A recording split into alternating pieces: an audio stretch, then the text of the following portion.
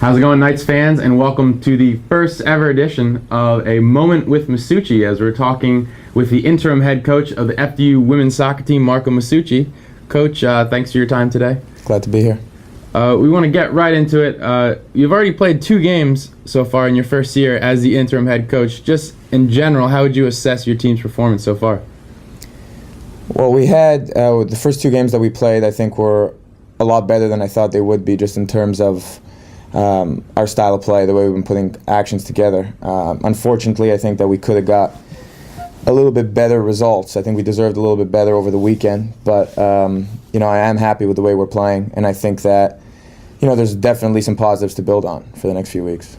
So you started the season at Iona, and then you went at St. Peter's. So I guess looking at the beginning of the season, if you would have said through 2 games that your record is 0-1-1, would you be satisfied with that?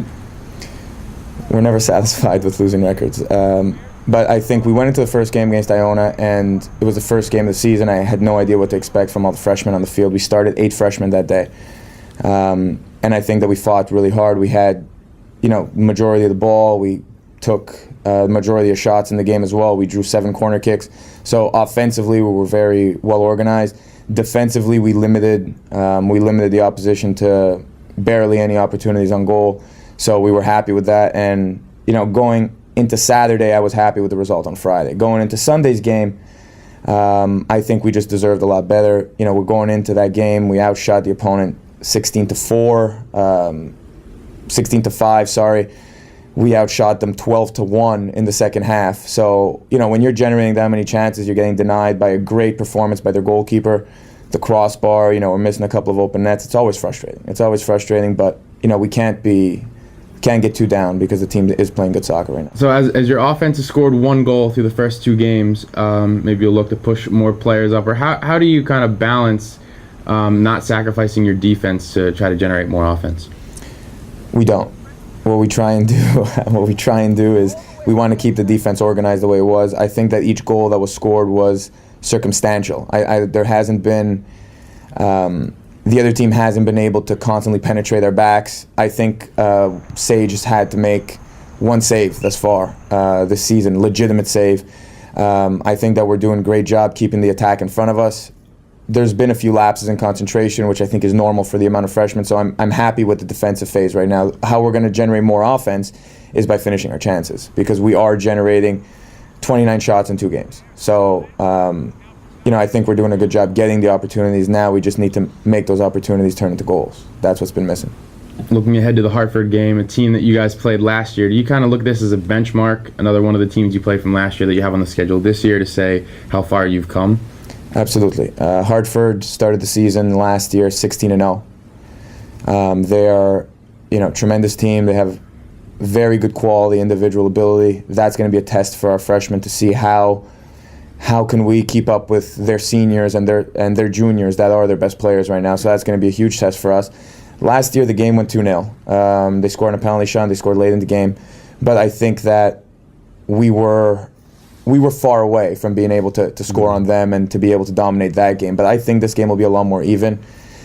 We'll see what happens. It definitely will be a big test for us.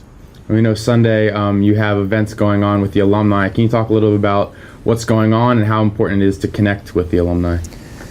That's a project that we've wanted to establish right from the get-go. We wanted to make sure that the alumni that have played here and have represented the school in the past come back and are part of this new program that we're trying to put together. So I feel that without their support, there's a piece missing in the culture that we're trying to build here. So with the alumni coming back, opening game, players are going to be very excited to play at home. We should get a good crowd, a lot of youth clubs coming out. And at the same time, by our alumni being there, we'll be having a ceremony for them at halftime to award them for everything they've done. It should just be a very positive atmosphere. And we have a great game against Air Force that afternoon, so they should be in for a good show. And I guess moving forward, what are the kind of things that you hope to see from your team in the next week or so? Consistency. We need to be consistent. Even if I take with as many positives as there were against St. Peter's, there was definitely 2 different teams on the field. First half, shots were 4-2.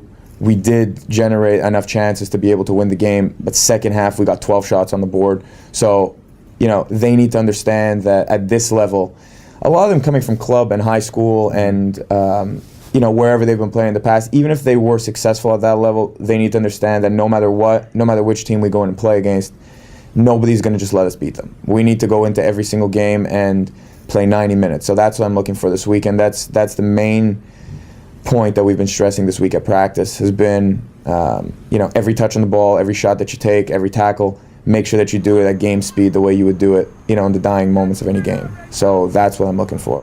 When your team traveled to Iona for the debut, you had a freshman, Esther Roshan, score the goal from an assist from another freshman. Could you talk about the youth movement and who you think has really stood out so far?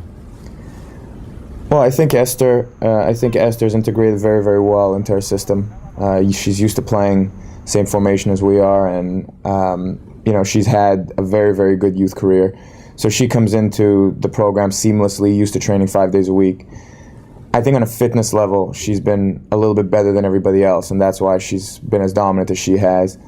We have Amanda. Amanda Goulet has done a great job playing both in the back and in holding midfield position. She's added a lot of confidence to our team, knowing that she's there to win a lot of balls. And, we can name them one by one, but I think on the most part, every freshman that's come in has integrated very, very well into our plan.